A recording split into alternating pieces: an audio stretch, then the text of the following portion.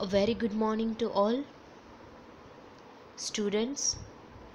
In our last session, we have completed our first chapter of Unit 1, which was Business Economics, right? In which we have discussed the meaning of business economics, its nature, characteristics, scope of business economics, significance of business economics, etc. So, our second chapter is Basic Concepts of Economics. As I have told you, first unit is divided into two subchapters, of which we are done with the first one, and so today we are going to start the second one. But before starting the second chapter of the first unit, I would like to remind you about our notes. I hope now all of you are done with the notes of our previous chapter. આપણે જે chapter first complete કર્યું છે બધાએ એની notes prepare કરી હશે, right? It is very important, so please student make notes of all the points. It will be very easy for you. So today let us start the second chapter of first unit, that is Basic Concepts of Economics. Here is the syllabus of content of our second chapter. First of all, we will discuss the introduction. Introduction means how the concepts of economics are useful for the various firms or industries or any business organizations in taking various decisions. We are living in a dynamic world. આપણે modern ઇકોનોમીની જે વાત કરીએ છીએ એ ઇકોનોમીમાં કેવી રીતે આપણે આ જે કન્સેપ્ટ્સ છે એને પ્રેક્ટિકલ લાઈફમાં ઇમ્પ્લિમેન્ટ કરી અને રાઇટ ડિસિઝન્સ લઈ શકીએ at the right time.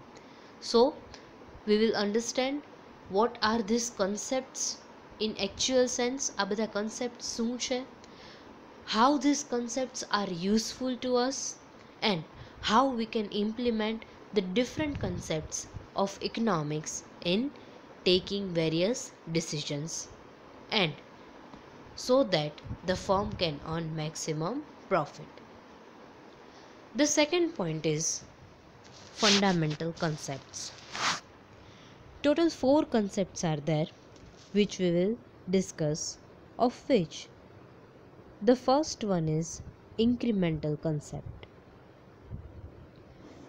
In incremental concept, the main 2 points are incremental cost and incremental revenue. Actually, I am giving you brief idea about these concepts. So, incremental cost ને સમજીએ તો જ્યારે firm છે એ output increase કરવાનું decide કરે, which means when firm wants to increase the production, at that time it also increases the cost. Because if you want to increase the production, you have to purchase more raw material, more number of labors are required, more number of other factors of production are required, and that is why the cost of the production will increase.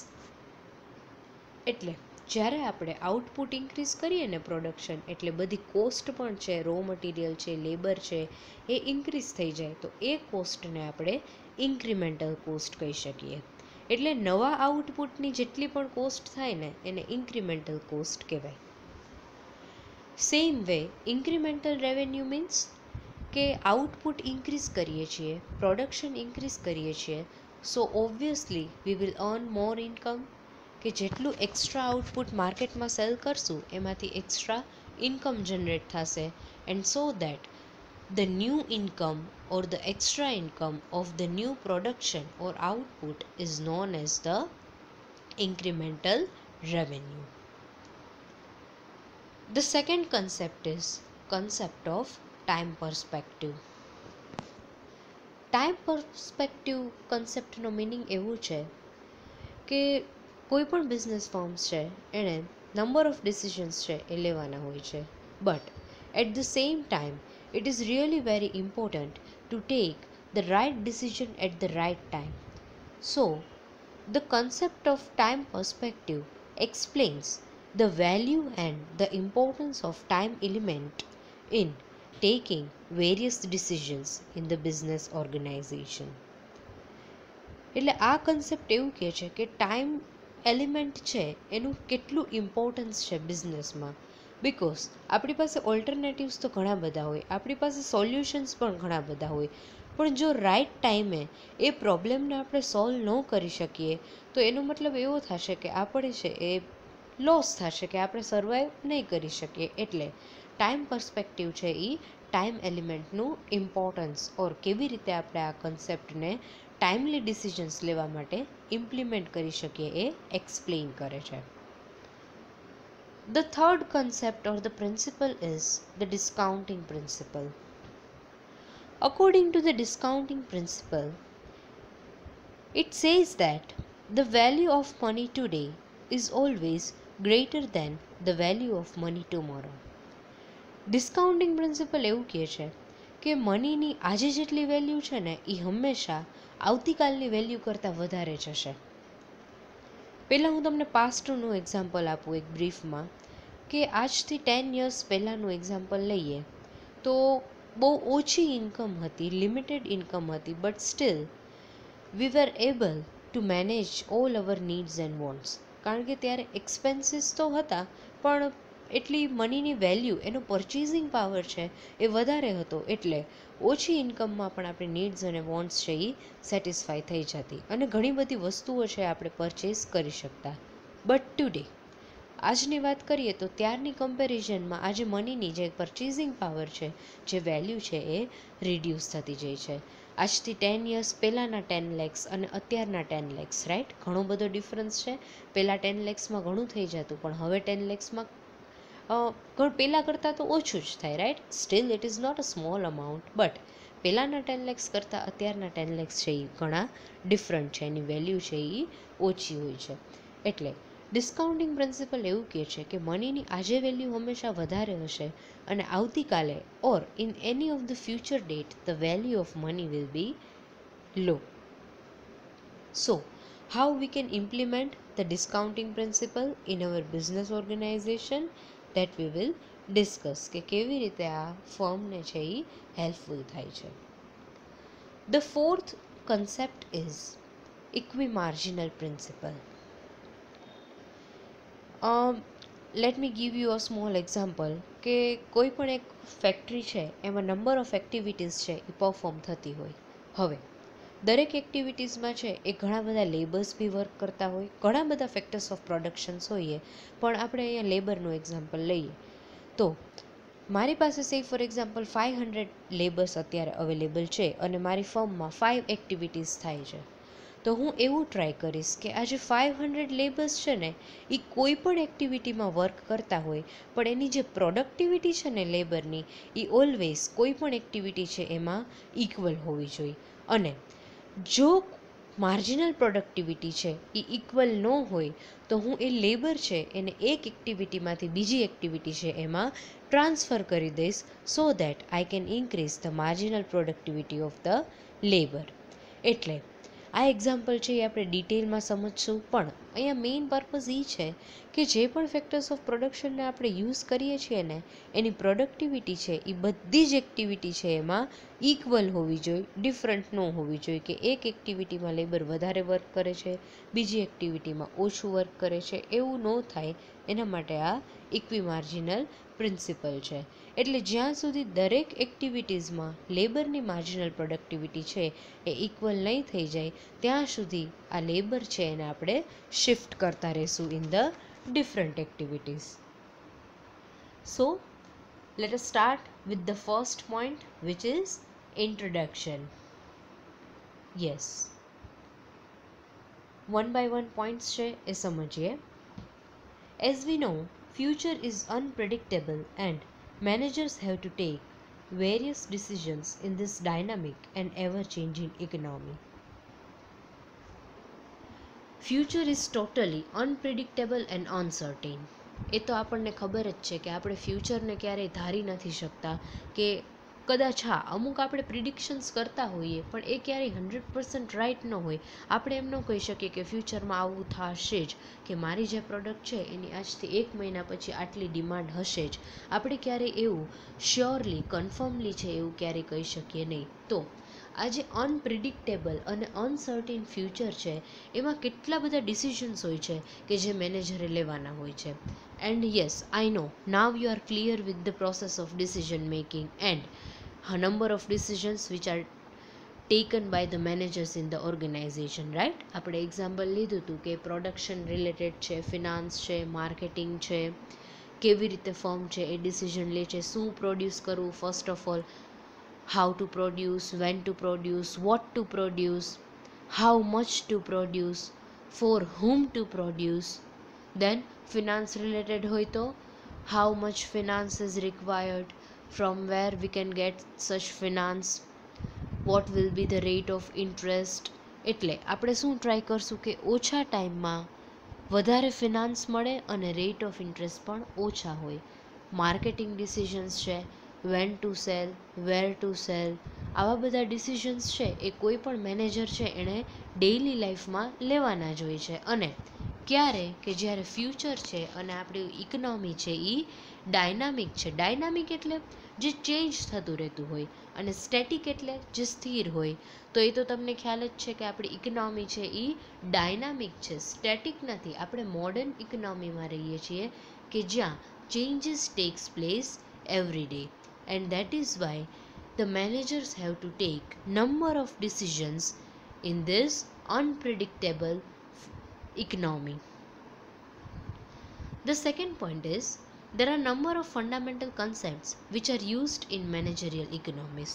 Yes, now you are clear કે ઘણા બધા, આ તો આપણે અહીંયા 4 conceptsનું example લીધું, but there are number of concepts, fundamental basic concepts which are very useful to the managers in the taking various decisions or in the managerial economics, right? આપણે કહીએ છીએ ને બિઝનેસ ઇકોનોમિક્સ, કે જે બિઝનેસના જે પ્રોબ્લેમ્સ છે ને એને સોલ્યુશન માટે, એ પ્રોબ્લેમ્સને સોલ્વ કરવા માટે થઈને આપણે કયા કન્સેપ્ટનો યુઝ કરી શકીએ છીએ. સો there are number of concepts available to us, but if we will understand some of the basic concepts which are used in managerial economics, then it makes it very easy for the managers to take rational decisions in business organization. Yes, if the manager knows which concepts are useful and how to implement these concepts in taking various decisions. આપણે production related decision હોય, finance related હોય કે marketing related હોય, investment related હોય. Yes, investment is the most important decision, કે કઈ જગ્યાએ કેટલું ઇન્વેસ્ટમેન્ટ કરવું, કેટલા ટાઈમ માટે ઇન્વેસ્ટમેન્ટ કરવું, so that we can earn maximum profit or maximum return out of it. So if we will understand these basic concepts, then it will be really very helpful for the managers in any of the business organizations to take rational decisions. અહીંયા એક વ્યાજબી, એક logical decision લેવા માટે આ business ઇકોનોમિક્સના concept છે એ important છે. એટલે આ કન્સેપ્ટ છે ને એ અમુક જે વેરિયેબલ્સ છે, કે અમુક જે આપણે કીધું ટાઈમ પર્સપેક્ટિવ છે, કે ઇન્ક્રીમેન્ટલ કન્સેપ્ટ છે, કે ડિસ્કાઉન્ટિંગ પ્રિન્સિપલ છે, તો આ બધા કન્સેપ્ટ છે ને એ ઓવરઓલ બિઝનેસના દરેક આસ્પેક્ટ છે ને, એટલે પાસાઓ એને કવર કરી લે છે. And that is why manager છે ને એ આ કન્સેપ્ટ થ્રુ ઇઝીલી એટલું સમજી શકે કે ક્યારે કયું ડિસિઝન લેવું and which decision is right. These concepts and techniques of economics provides maximum assistance to managers in decision making and forward planning. Yes, decision મેકિંગની તો આપણે વાત કરી જ છે કે પહેલાં પણ આપણે ડિસિઝન મેકિંગની પ્રોસેસ છે એ ભણી ગયા છીએ. પણ હા, forward planning is also important, કે એ પણ એક ડિસિઝન જ છે આમ તો, કે ફ્યુચરમાં આપણે શું કરવું, કેવી રીતે અમુક જે ઇન્વેસ્ટમેન્ટ રિલેટેડ ડિસિઝન્સ છે, કેટલું પ્રોડક્શન કરવું, કેટલું બિઝનેસનું ડાયવર્સિફિકેશન કરવું. એટલે આવા બધા જે ફોરવર્ડ પ્લાનિંગ છે કે ફ્યુચરમાં શું કરવું, કારણ કે બિઝનેસ છે ને આપણે ખાલી પ્રેઝન્ટને કન્સિડર કરીને ન કરી શકીએ, રાઈટ? કે કોઈ પણ બિઝનેસ છે તો એનો મેઇન એમ શું હોય? Two earn maximum profit. તો આ મેક્સિમમ પ્રોફિટ જો અર્ન કરવો હોય તો એની માટે diversification and expansion is required, કે બિઝનેસ છે એ જેમ બને એમ આપણે ઇન્ક્રીઝ કરીએ, ડાયવર્સિફાય કરીએ, નવી નવી પ્રોડક્ટ્સ છે એ લોન્ચ કરીએ. તો આવા બધા ફોરવર્ડ પ્લાનિંગ છે, ફ્યુચર પ્લાનિંગ છે. Forward planning means future planning છે. એમાં આ જે કન્સેપ્ટ્સ છે અને જે ટેકનિક્સ છે ઇકોનોમિક્સની, એ મેનેજરને છે એ હેલ્પ કરે છે to take various decisions. Some of the concepts of economics are used as tools also. આમ તો છે ને તમે ટૂલ્સને સાધન તરીકે કહી શકો. એટલે અહીંયા એવું કહે છે કે ઇકોનોમિક્સના અમુક કન્સેપ્ટ તો એવા છે કે જેને તમે તમારા બિઝનેસમાં ટૂલ્સ તરીકે જ કન્સિડર કરી શકો. કે આ ડિસ્કાઉન્ટિંગ પ્રિન્સિપલ છે, ઇક્વી માર્જિનલ પ્રિન્સિપલ છે, તો એક સાધન જ છે કેવી રીતે વધારે ને વધારે પ્રોફિટ અર્ન કરવો. એ જ્યારે કન્સેપ્ટ હું તમને ડિટેલમાં એક્સપ્લેન કરીશ અને જ્યારે એ કન્સેપ્ટનું સિગ્નિફિકન્સ, ઇમ્પોર્ટન્સ આપણે સમજશું ને, ત્યારે તમને ખ્યાલ આવશે કે આ કન્સેપ્ટ છે ને એને આપણે ટૂલ્સ તરીકે કેવી રીતે આપણા બિઝનેસમાં યુઝ કરી શકીએ. Say for example, revenue and cost concepts are used for the purpose of finding out the equilibrium position of a firm or industry. Yes, equilibrium એટલે આમ તો આપણે ઇક્વલ કહીએ, પણ અહીંયા એવું કહે છે કે રેવન્યુ અને કોસ્ટ કન્સેપ્ટ છે ને એ ફર્મ માટે બહુ ઇમ્પોર્ટન્ટ છે, કે ફર્મને કેટલી રેવન્યુ થશે, કેટલી કોસ્ટ થાય છે. બીજું કે હું સે ફોર એક્ઝામ્પલ મારું આઉટપુટ છે, સેલ્સ છે કે પ્રોડક્શન છે એ ઇન્ક્રીઝ કરવાનું ડિસાઇડ કરું, તો મેં આઉટપુટ કે સેલ્સ ઇન્ક્રીઝ કર્યું તો મને કેટલી રેવન્યુ જનરેટ થઈ, એની સામે મને કોસ્ટ પણ કેટલી થઈ, કારણ કે કોસ્ટ હશે એના ઉપરથી રેવન્યુ ડિટરમાઇન કરવી પડશે. બિકોઝ કોસ્ટ કરતાં જો પ્રાઇસ ઓછી હશે તો ફર્મને છે એ લોસ થાય. And that is why such revenue and cost concepts are very helpful for the firm for getting the equilibrium position. કોઈ પણ ફર્મ માટે ઇક્વિલિબ્રિયમ પોઝિશન છે ને એ મેક્સિમમ પ્રોફિટની સિચ્યુએશન હોય. એ આપણે ડિટેલમાં સમજશું જ, ડાયાગ્રામ જ્યારે આ કન્સેપ્ટ સમજશું ને ત્યારે. So, these concepts or various concepts are also helpful for the firms to be on the equilibrium point. The next point is, we know that the ultimate aim of the firm is to earn maximum profit.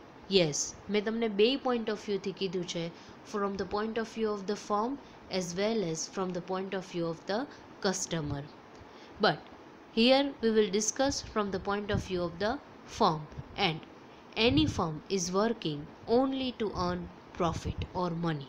કોઈ પણ firm છે ને એનો ultimate એમ તો છે એ profit મેક્સિમાઇઝેશન જ હોય છે.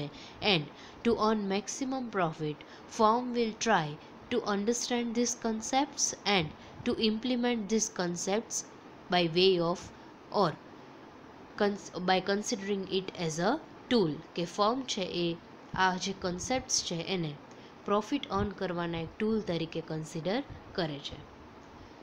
Various other concepts are there, like elasticity of demand and different market situation also helps manager to formulate various policies. Yes, elasticity of demand છે ને એ કન્સેપ્ટ છે એ બહુ જ ઇમ્પોર્ટન્ટ છે ટુ ટેક વેરિયસ ડિસિઝન્સ. કોઈ પણ વસ્તુ છે ને એની ડિમાન્ડ ઇલાસ્ટિક પણ હોઈ શકે અને ઇનઇલાસ્ટિક ડિમાન્ડ પણ હોઈ શકે. એટલે એ પ્રોડક્ટ છે એની ડિમાન્ડ છે એ ઇલાસ્ટિક ડિમાન્ડ મીન્સ કે જેમાં ચેન્જ થઈ શકે, એન્ડ ઇનઇલાસ્ટિક ડિમાન્ડ મીન્સ કે જેમાં કોઈ ચેન્જ ન થાય. એટલે ડિમાન્ડ છે એ ઇલાસ્ટિક છે કે ઇનઇલાસ્ટિક છે. જો ઇનઇલાસ્ટિક ડિમાન્ડ હશે ને તો ફર્મ ગમે તેટલી પ્રાઇસ ચાર્જ કરી શકશે, કસ્ટમર પાસે એ પ્રોડક્ટ પરચેસ કર્યા સિવાય કોઈ ઓપ્શન જ નથી. પણ હા, જો એ પ્રોડક્ટની ડિમાન્ડ છે એ ઇલાસ્ટિક હશે, ઇનઇલાસ્ટિક હશે તો ગમે તેટલી પ્રાઇસ ચાર્જ કરી અને પ્રોફિટ અર્ન કરી શકશે. પણ હા, ઇલાસ્ટિક હશે તો કસ્ટમર શું કરશે, કાં તો ડિમાન્ડને કેન્સલ કરી દેશે, કાં પછી એને પોસ્ટપોન કરી દેશે to some other future dates. So elasticity of demand, which includes price elasticity of demand, income elasticity of demand and cross elasticity of demand.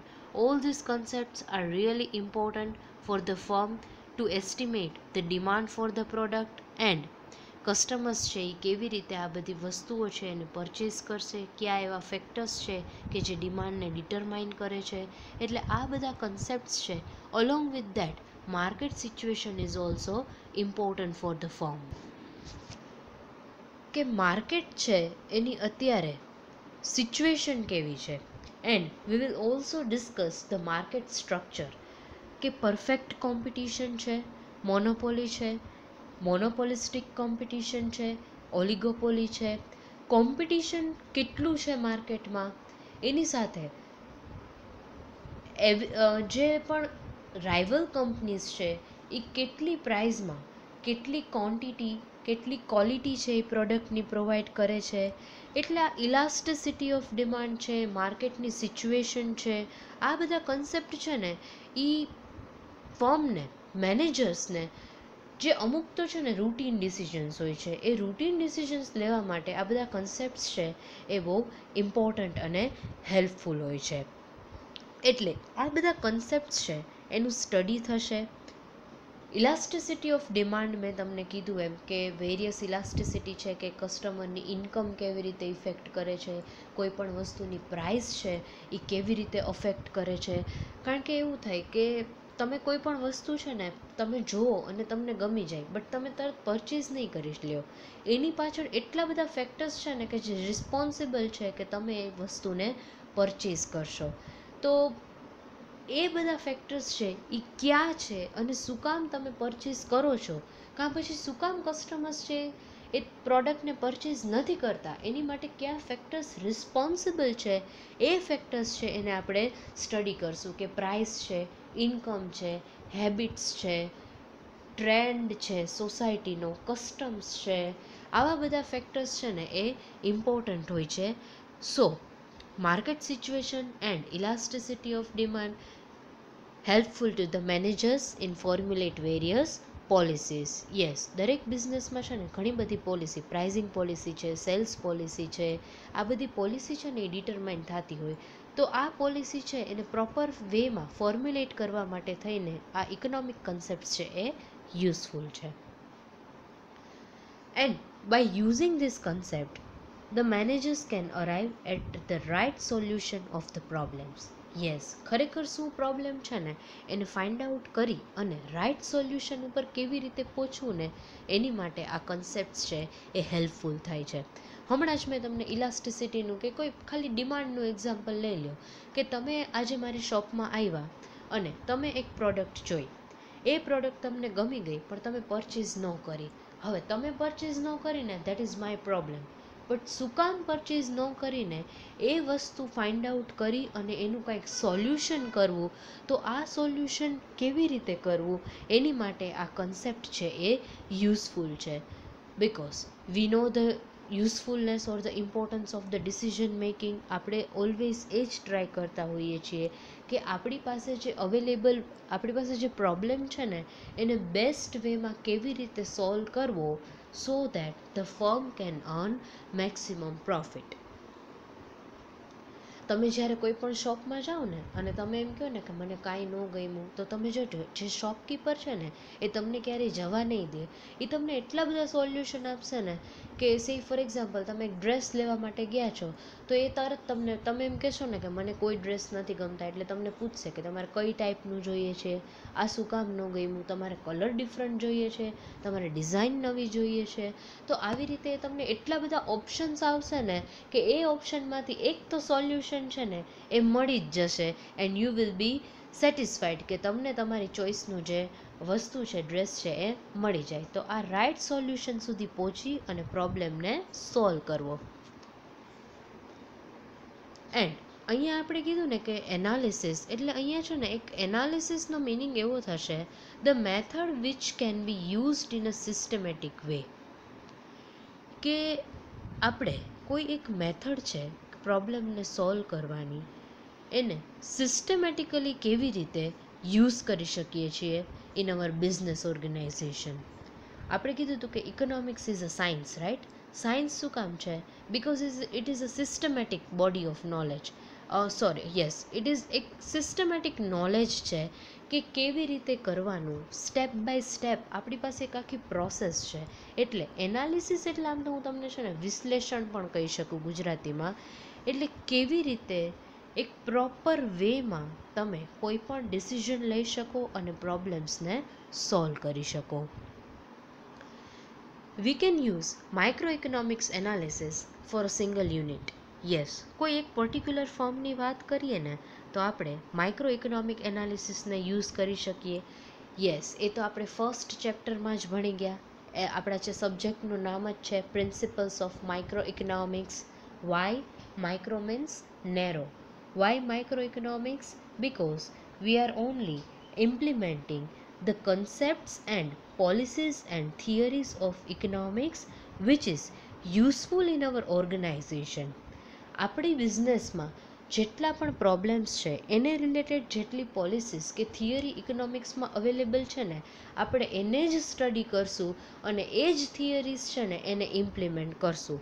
આપણે છે એ ક્યારેય મેક્રો ઇકોનોમિક લેવલે આખી ઇકોનોમીનું સ્ટડી નહીં કરીએ કે હું અત્યારે મારી કોઈ પણ એક પ્રોડક્ટ છે એ મારે માર્કેટમાં સેલ કરવી છે, તો અત્યારે હું જે રિજનમાં છું એની સાથે મારી પ્રોડક્ટના કેટલા કસ્ટમર છે એ હું વિચારીશ. પણ હા, આખી વર્લ્ડમાં મારી પ્રોડક્ટના કેટલા કસ્ટમર છે, કોણ કેવું પરચેઝ કરે છે, કોની કેટલી ઇન્કમ છે, નેશનલ ઇન્કમ કેટલી છે, આવા બધા છે ને કન્સેપ્ટ્સ આપણે સ્ટડી નથી કરતા.